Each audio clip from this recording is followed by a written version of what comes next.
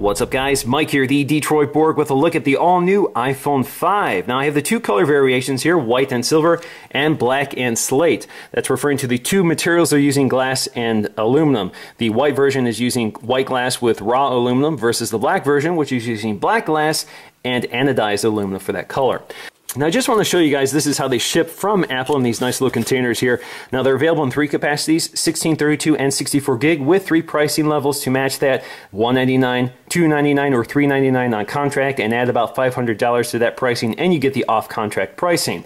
So again, the major new features here are a 4-inch screen. This is the first screen size increase for the iPhone since it debuted. We go from 3.5 to 4-inch. We still maintain that Retina display, but we get 40% better color saturation for true sRGB standards. So this is what Apple says the most accurate display on the market right now. We also get 4G LTE, so that means we have three versions of this phone. These happen to be AT&T. There's also a Verizon version, and there's a global version. So there's three iPhone 5s that match certain LTE networks. Now we also get new A6 processors, which double the performance of the iPhone 4S, both in graphics and CPU speeds, and we get double the RAM. So we go from 512 to 1 gig of RAM. So let's take a look around the box, starting with the white iPhone. So we have iPhone 5, the profile of the device, Apple logo, iPhone 5. You also notice they included a different type of font, actually kind of nice here, and the Apple logo. On the back you have our capacity and some information about the device. So let's go ahead and crack this open. Alright, so let's just lift the lid. There is the iPhone 5 resting in its tray, still wrapped in plastic. So let's just pull this up, set this aside for now, and we'll take a close look at that in just a minute. First up is the package contents. We have a little tab in here to lift up. You can see we have a little tray there. So on this envelope we have designed by Apple in California. We can peel this open, and what you're not going to see here on the US version is a SIM card ejection tool. Those usually don't ship in the US, but they do ship with the international version. So we have some literature, Hello, which is basically a guide on how to use all the new features, particularly with iOS 6 on the new iPhone 5. We also have some basic info here, and of course we have very large Apple stickers. Now also new with the iPhone 5 are the new EarPods. I've already done a review on these, so I'll post a link in the description below so you can take a look at that. I really like these headphones. Now what's interesting here is that they've included a carrying case. So these are the EarPods with the remote and microphone, so you can control your phone directly from this piece that rests along the wire. These do sound excellent, definitely a big improvement over what existed, but I am quite surprised that they've included this sort of carrying case with them. Usually they kind of just bundle them in a wrapper, so that's kind of nice. Here we have our power adapter, or wall wart rather. So this is our USB power adapter. Looks unchanged. In fact, they still have that green spot here just to let you know that this is not one of the recalled units. We also have our new lightning connector in this little wrapper here. So the lightning connector now has this very, very small 8-pin connector that's all digital, no more analog. Of course, if you want to use your existing 30-pin dock connector products, you're going to have to buy an adapter, which Apple does sell separately. And we have a slightly shrunken down USB connector at the other end. All right, so let's just lift the plastic off the iPhone 5. Now taking a very close look around the iPhone 5, and just like the iPhone 4 and 4S, it's entirely metal and glass, no plastic here. But with the iPhone 5, it's much more metal than glass. They're now using an aluminum unibody construction, so we got this nice one-piece aluminum design. We do have these glass inserts for radio transparency through the back of the iPhone, and you can see they're very flush to the edge of the bezel here, so you can see they do not stand above the bezel like they did with the old iPhone. Very smooth and flush fitting. Along the edge you can see we now have this polished bezel here, or chamfer. Apple says they use diamonds to polish this edge, so you get this nice mirror finish, and you get this nice satin finish to the aluminum on the side. So here we have our SIM card, our SIM tray, which now uses a nano SIM, and I'll pop that out so we can take a look at that. Now up here you'll find those familiar antenna breaks from the iPhone 4 and 4S. Now this time they're color keyed to the device, so the white iPhone has white antenna breaks. On the top we have our sleep wake button, and again no headphone jack this time, and no microphone at the top this time. On the front you'll find our new front-facing FaceTime camera with 720p recording. There's also a backlit illuminated sensor, so it's a much higher quality camera than before. And we also have an ambient light sensor next to that, and we have our earpiece. Now also buried in that earpiece is a microphone. There's actually 3 microphones on this device, and we'll show you the others once we get there. We have our sleep wake button here. not sleep wake button, I'm sorry, mute switch here. We also have our volume controls up and down, very familiar here. On the bottom we have our new headphone jack, which has been repositioned to the bottom along with our microphone, our new lightning pin connector, as well as our new speaker, which is now using a 5-magnet transducer versus the 3-magnet transducer from the old iPhone. So it's a much higher quality speaker. Now on the back you'll find the newly improved iSight camera, which is pretty much the iPhone 4S camera, but now features a sapphire crystal lens for better durability and clarity. We also have better low light performance, better image stabilization for 1080p video recording. You'll find another microphone right next to that, along with an LED flash, which seems to be more recessed this time, so possibly less glare into the camera with this version of the flash. And on the back we have the Apple logo, which is polished into the unibody of the metal, so you can see it kind of has a nice mirror finish to it with a slight grain. It looks very sharp. Overall, the design is pretty impressive. So that's the white version. Now let's take a look at the black version. So again, this is the iPhone 5 AT&T version, but this one is 64 gigabyte. All right, so let's just lift the lid here. And there is our black and slate iPhone. So let's just quickly get through the contents. So you can see the packaging is also all black. Looks like there's a little leftover here from the factory. So that's the tray. I have a little booklet here, again black. Again, no SIM card ejection tool. Same literature here. So we have our instructional literature on iOS 6. We also have Apple stickers. We also have a pair of earpods, the power adapter still wrapped in plastic, and our lightning cable. Now, just like the white version, the black version is also all glass and aluminum, but the black version gives us this anodized chassis, so we get this nice slate color, different than the raw aluminum we're used to with most metal devices from Apple. So you have these black windows or black glass panels at the top and bottom, again for radio transparency. We have our cameras and flash, our nice polished Apple logo here, polished into the aluminum. Along the side you have the antenna breaks along with the SIM card tray. Again, the antenna breaks match the black of the iPhone. We have this nice black front panel which does a good job sort of merging the screen and the bezel, so it looks very smooth and uniform. Again, also hides all the ports so we don't see the ambient light sensor or the camera hole. I see the earpiece, and we have the color keyed buttons along the side for vibration as well as volume up and down. Now along the bottom again we have all of our ports along with the bezel, which is nicely polished to a mirror finish. Now looking at the two colors side by side, you can see obviously the same difference with the iPhone 4 and 4S, with the front panel on the black model doing a better job sort of hiding the borders between the display and the bezel, and of course does a better job hiding the ports and cutouts for the various sensors you need. And of course, looking at the back, obviously we have the raw aluminum versus the anodized aluminum, so this is obviously much lighter, much brighter versus the darker stealth look of the iPhone 5 in black. Now looking at the devices side by side, again you can see very similar in design with those mirrored polished chamfered edges. It looks very sharp. It's a different effect on the white phone. You can see it's more of a mirror versus the smokier look on the black version of the iPhone. You can also see that the antenna bands are color matched to the devices, and of course the buttons are color matched to which color you have here.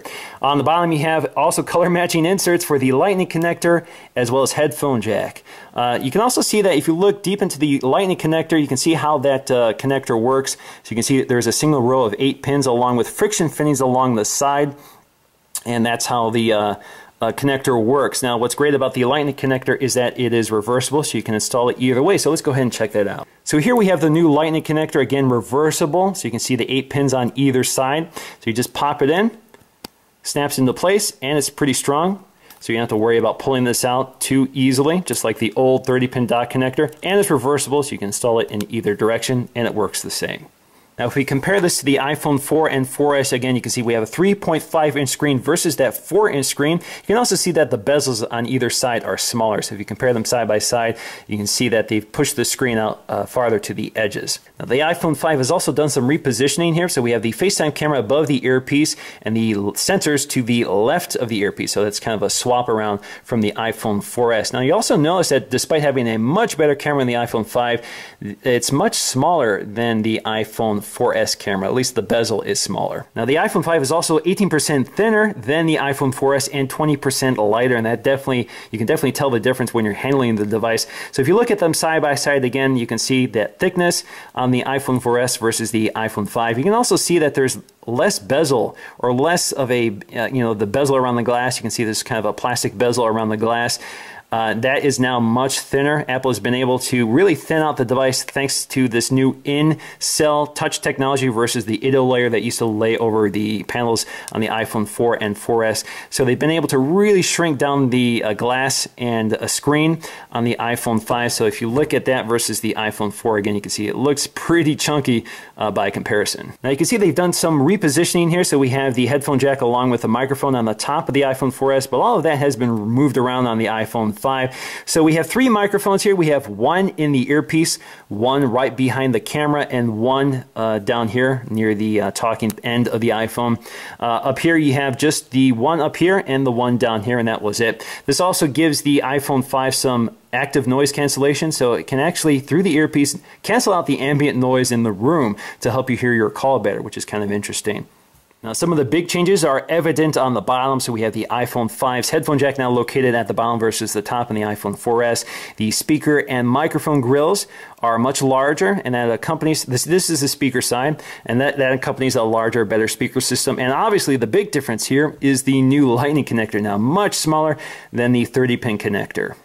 Now along the back you can see that the iPhone 5 is actually using the same camera, but they're using that sapphire crystal lens cover. You can also see that there is a microphone next to the camera, and the LED flash has been moved farther away and is now recessed, hopefully to mitigate glare. Now the volume up and down buttons appear to be about the same, but the vibration switch is now slimmer on the iPhone 5. And of course there is a huge difference on the back panel, so we have this nice aluminum unibody design versus this glass panel on the iPhone 4 and 4S. Now the iPhone 5 is also the first to use the new nano SIM. So I want to take a look at that. Now I have a spare ejection tool which Apple didn't include, but I have one laying around. So all I have to do is put it into this port, pops right out. So we can grab the tray and slide it out. So there you go. That is the very, very tiny nano SIM card. So let's take a look to see how this compares to the mini SIM. Now the tray is very similar to the iPhone 4S, but you can see that it is quite a bit bigger by comparison to the nano SIM in the iPhone 5. Alright, so we spent enough time with the white version. Let's go back to the black version and set it up for the first time. So I'm just going to hold the sleep wake button up top and let it boot up.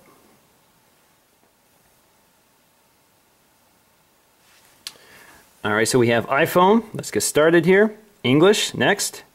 United States, next. Time capsule is my local Wi-Fi network, so I'm going to sign into that. Now I have to go through the activation steps, so I have to enter in my billing zip code. Alright, looks good, so I'm going to enable location services, click next. You also have the option to set this up as a new phone, restore from an iCloud backup, or restore from an iTunes backup on your computer. I'm going to set this up as a new phone for now. Now I just need to sign in with my Apple ID. Next up is iCloud setup, and of course I want to use that. That will sync my calendars, bookmarks, reminders, everything you can think of. And now it wants me to back up to iCloud or back up to my computer. I'm going to say my computer for now. And I want to use Find My iPhone, which will allow me to track the phone if it's lost, lock it, that sort of thing. I'm going to use Siri, of course. And I'm going to automatically send diagnostic statistics, and I'm going to start using my iPhone so we can start taking a look around here. So now that we have that 4-inch screen, we now have more screen real estate. So instead of 4 rows of apps, we now have 5 rows of apps. So it gives us a little more room to breathe. Now all apps from Apple obviously have been updated for this larger screen resolution, but not all third-party apps will be. So that means that third-party apps will run in sort of a pillar box form. So basically they'll run on a 3.5-inch version. They'll run in their 3.5-inch version, so you'll see black bars at the top and bottom. Obviously, that's going to be less obvious on the black iPhone versus the white iPhone, but in time, once those apps are updated, they'll be pushed out to 4 inches. Now the screen is also true 16:9, so for 16:9 movies you now get a lot more screen real estate. But of course really wide movies like Prometheus here will still give you black bars, but standard 16:9 like TV show will fill the screen, and you will no longer have the letterboxing you get with the iPhone 4 and 4S. Now iOS 6 on the iPhone 5 is pretty similar to iOS 6 on the iPhone 4S with very similar features, but there are a few new ones. One of them obviously is LTE capability, so if you go to Settings, General, and Cellular, you now have an Enable LTE toggle there. Also, the camera app has been changed. So if you go to the camera app, you now find a different user interface here, so you can see you have this larger shutter release along with this dark bar around it. For example, we can start shooting photos, and you can see it's extremely fast camera, very, very quick. You also have the panorama mode, which the iPhone 4S also has. So basically, if you go to panorama mode, hit the shutter release, and start scanning around, it will coach you. Make sure you stay inside the lines, and it'll record a nice panorama for you. Stitch it all together automatically, and you have a 28 megapixel image to share with anybody you want. Now, another feature new to the iPhone 5 is the ability to snap photos while recording videos. So we can just shoot this video right now. You can see we have this shutter release for the camera, so you can go ahead and start taking photos. And again, it's just as fast, so you can do both at the same time. Again, pretty nice. Alright guys, I hope you enjoyed this video, but before I leave, I want to know, which color do you like best, black or white? Let me know in the comment section below. So I'm going to have more coverage on the iPhone 5, so stay tuned for that. And until then, see you in the next video.